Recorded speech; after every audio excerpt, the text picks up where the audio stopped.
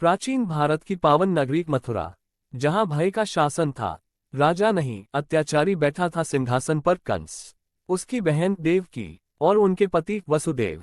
विवाह के शुभ क्षण में ही आकाशवाणी गूंजी, हे कंस, देवकी का 8वां पुत्र ही तेरी मृत्यु का कारण बनेगा। भय ने कंस को राक्षस बना दिया। देवकी और वसुदेव को कारागार में डाल दिया गया। एक एक कर 6 नवजात शिशुओं की हत्या कर दी गई।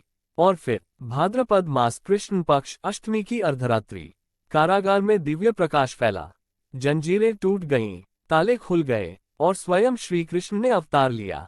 4 भुजाएं, शंख चक्र गदा पद्म। फिर बाल रूप धारण कर कहा, मुझे गोकुल ले चलो। घनघोर वर्षा, उफनती यमुना, अंधकार से ढकी रात। वसुदेव ने शिशु को टोकरी में रखा और बढ़ चले। तभी शेषनाग प्रकट हुए, अपने फनों से वर्षा रोक ली। यमुना ने मार्ग दे दिया और इस प्रकार भगवान पहुंचे गोकुल।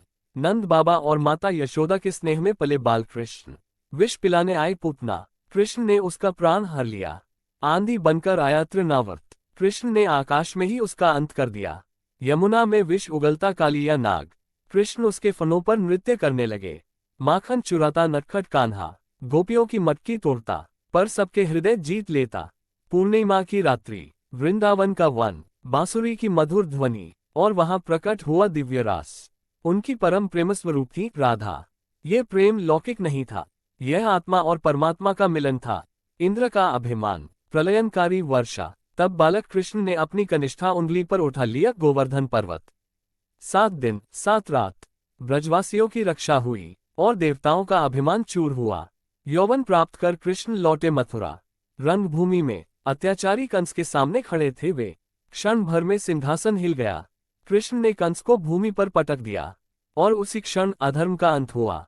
मगध नरेश जरासंध के बार बार आक्रमण से बचाने हेतु कृष्ण ने समुद्र तट पर बसाए एक अद्भुत नगरी द्वारका।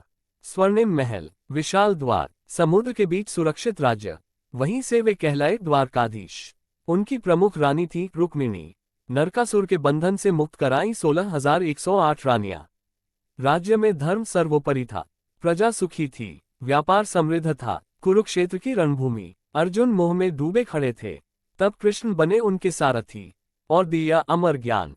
कर्मयोग, भक्ति योग, ज्ञान योग, यही है श्रीमद् भगवद गीता। समय बदला, अहंकार बढ़ा, विवाद बढ़े, ऋषियों के श्राप और आंतरिक संघर्ष से यदुवंश स्वयं ही नष्ट हो गया। ये द्वारका के अंत का संकेत था। वन में विश्राम करते हुए एक शिकारी जराक ने उनके चरण को हिरण समझ लिया। बाण चला, बाण लगा, कृष्ण मुस्कुराए, जरा को क्षमा किया और योगबल से देह त्याग दी। उनके प्रस्थान के साथ समुद्र उठ खड़ा हुआ। स्वर्णिम द्वारका लहरों में समा गई।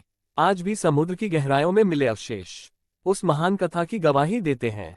कारागार की अंधेरी रात से वृंदावन की मधुर बांसुरी तक, मथुरा के रण से द्वारका के सिंहासन तक, उन्होंने अधर्म का अंत किया, धर्म की स्थापना की और गीता का अमर ज्ञान देकर स्वयं कालातीत हो गए। वह केवल राजा नहीं, केवल नायक नहीं, वह थे द्वारकाधीश, योगेश्वर, श्री